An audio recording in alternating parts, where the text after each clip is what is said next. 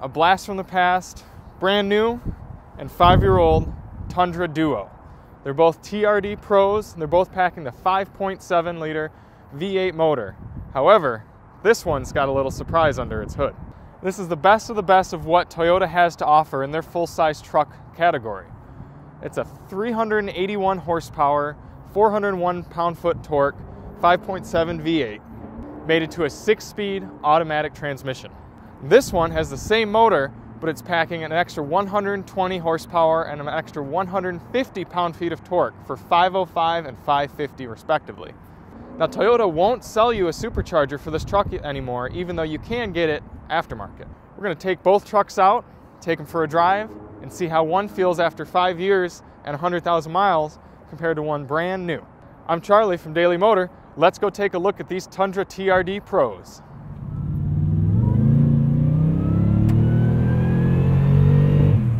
All right, first up, the 2020 Tundra TRD Pro. Greeted with a nice, straightforward, simple interior. Start it up. Hear that 5.7 liter roar to life. Now, this isn't going to be a full review. We're going to have full reviews on this truck and that one. This is going to be a little comparison drive. See what the differences are. See what we kind of like, dislike. Observations about both. So right off the bat, everything feels solid in this 2020 model, as to be expected. Good old Toyota quality, no surprises there.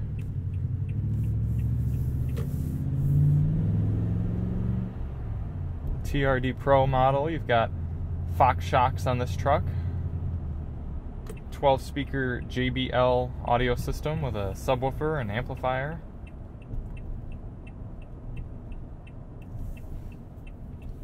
You do have a sunroof in 2020. Actually, leave that open. I'll give a little more light for you guys.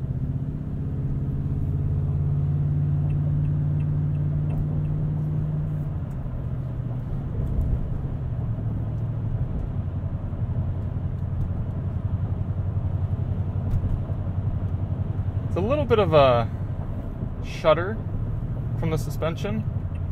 Feeling a good amount of the bumps, but a lot of times with these more off-road oriented suspensions, you feel the smaller stuff in order to fully absorb the big bumps. So it's kind of a concession you have to make. Oh yeah. TRD exhaust. Engine working to get this big beast up to speed. No blind spot monitoring in this 2020 truck. A little bit of a disappointment. But hey, Toyota's keeping it old school. You do have heated seats, which is nice. Automatic single zone climate control.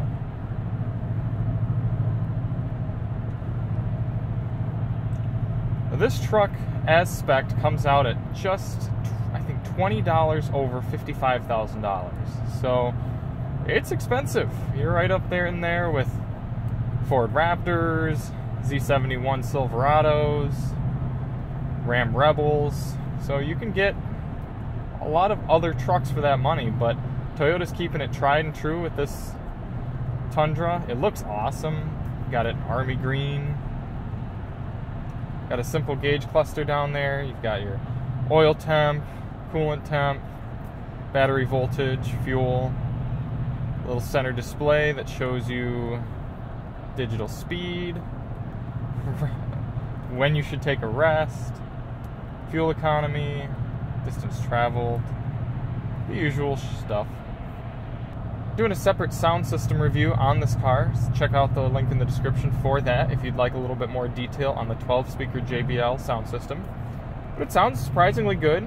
You don't have an auxiliary port, but you do have Bluetooth, USB, Sirius XM, AM, and FM. Other than that, it's comfortable. The seat's heating nicely. Would like to see a heated steering wheel. Oh, you have adaptive cruise control though. So let's enable that. Quick demonstration. Radar cruise. Change to a close following distance here. Truck slows right down. That's nice to see. Between the two of them, what would I rather have? Blind spot monitoring or radar cruise? I'd rather have blind spot monitoring, but you do have lane departure warning. So if I click that and then fade onto the right, you hear that beeping sound. I have a small visual indicator. So yeah, it's nice. It's comfortable. Smooth driving.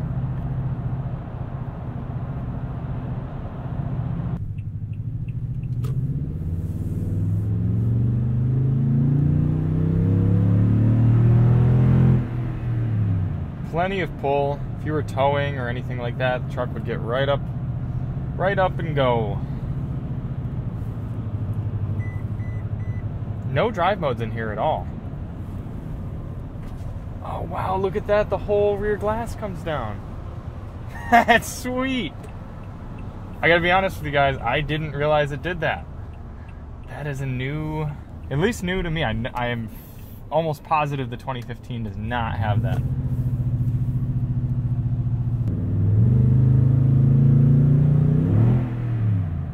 Whew.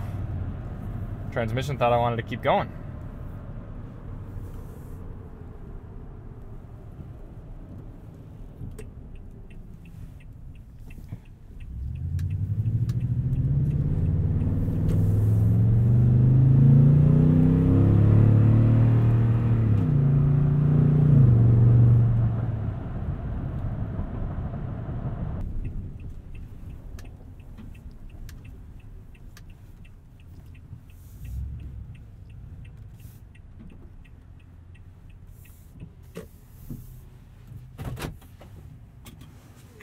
All right, so that was the 2020.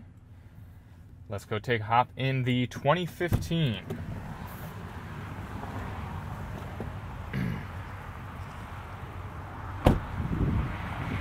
All right, here we are, 2015 truck. So you can see the interior, largely similar, a little bit of seat wear, but that's to be expected. We got 108,000 miles and just over 5 years of use on this truck. So getting in, we've got a little bit of different gauge configuration. I kind of like it a little better than the new truck. You get the same readouts, but they're just different. It's kind of a different configuration.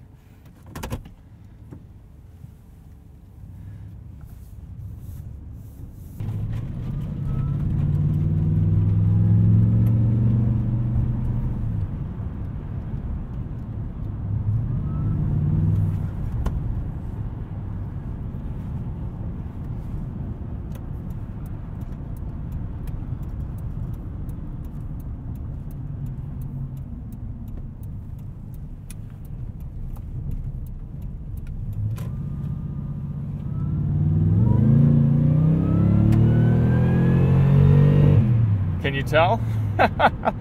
This has the dealer-installed Toyota Supercharger kit that was offered up until 2015 for the Tundra TRD Pro.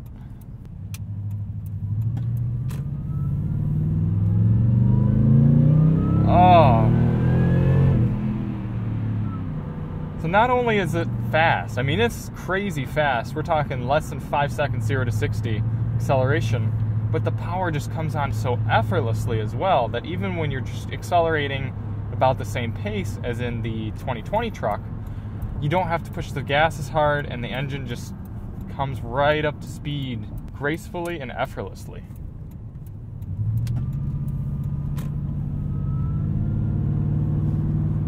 Now the 2015 has the same exhaust, TRD exhaust, as the 2020 truck.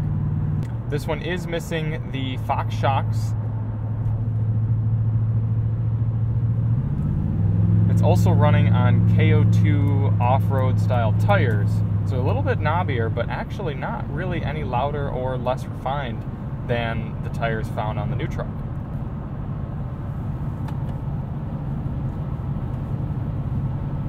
Now driving along here, you can definitely feel that the truck has a bit of wear, but it honestly feels really good after 100,000 miles.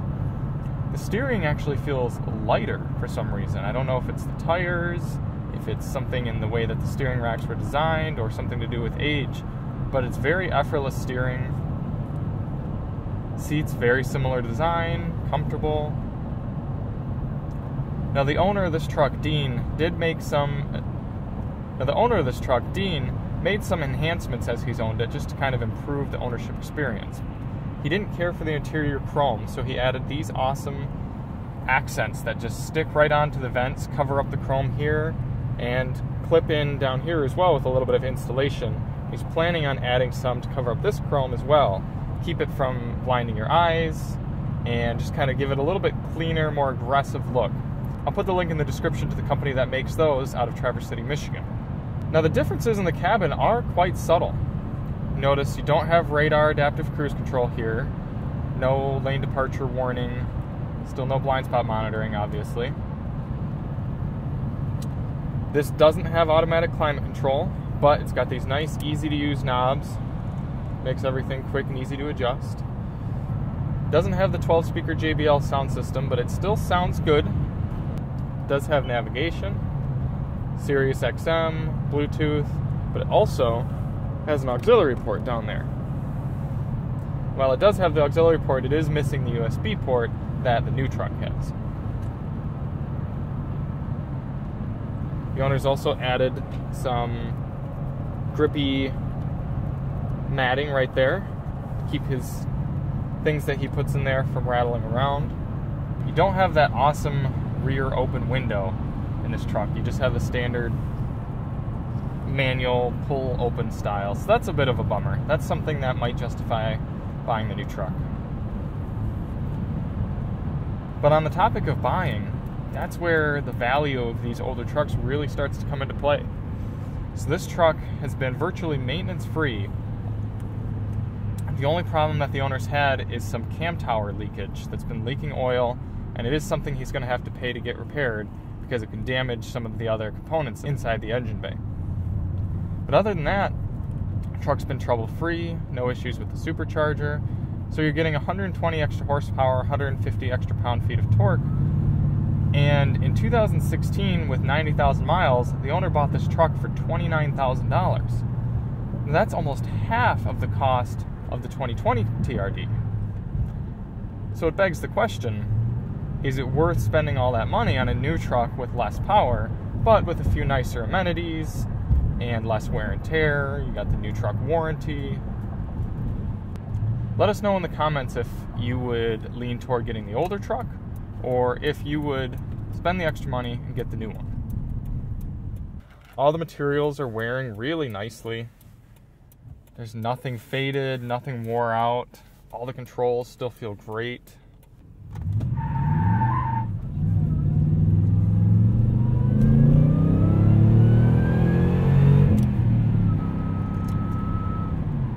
Man, this thing just really flies. You heard that tire squeal back there? That was in four-wheel drive, and it still lit all of the tires up and just was fighting for grip on this slightly damp road.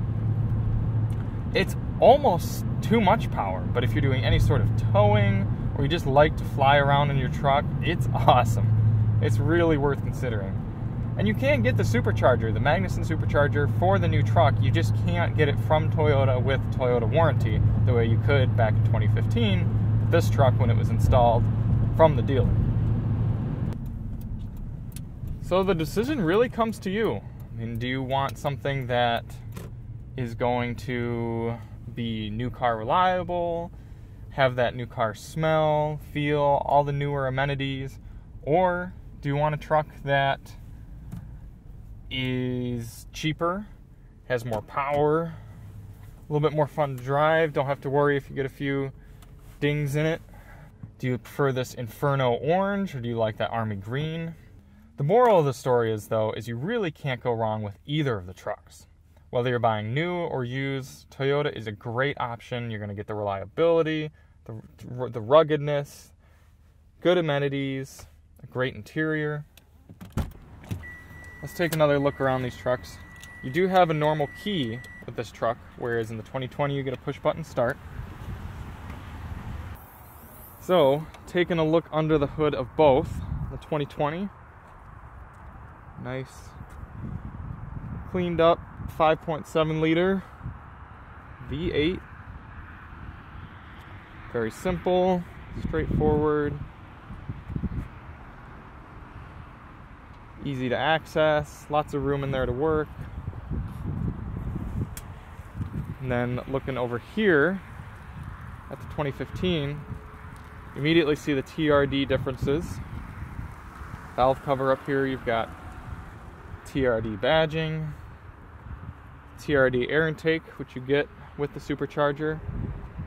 And then down there, you can see the Magnuson supercharger. Its belt doing all the magic. You get an extra radiator for some extra cooling. The one difference you do get is that this truck has a little bit cleaner look without the second non-functional hood scoop. So Toyota already has one in here to just make it kind of give that aggressive look, even though it's not channeling air anywhere. Then the new one has two that are both not doing anything. So let me know if you like the looks of the extra hood scoop, or if you kind of like the cleaner look, or if you like the grills, or the wheels. So like I said, subtle differences between the 2 years, but they add up. This new one also has optional chrome running boards. The running boards on this one, they aren't actually Toyota running boards at all. They look a little bit cleaner, a little bit more aggressive, having the black finish. Now this is the extended cab versus the full crew cab, or what Toyota calls Crew Max. This gives you a 6.5 foot bed, whereas you're losing a foot on this truck, only a 5.5 foot bed. A lot less that you're able to do with it. So we take a look in the back of this one. There's still plenty of room. You can still put a bunch of things. I come back here, seat set for a 5'10" driver. I've still got plenty of leg room, plenty of headroom. It's really a still a comfortable spot. You've got cup holders, 12-volt outlet. But then, in the Crew Max, you open it up, and there's just a massive, immense space here. Come into the back. That seat's set for a 5'10" driver, and I could stretch my legs all the way out. Cup holders are hidden back here in a center armrest that just kind of flops down. And I don't know why you'd need all of this space, especially when it means you're giving up bed length. But hey, that's just me. Toyota did bring back the extended cab option for 2020 so that you can get both in the TRD Pro.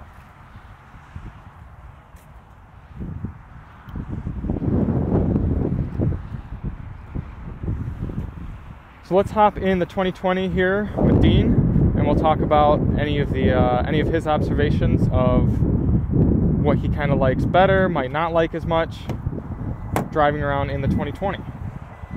Got these cool Tundra TRD Pro floor mats.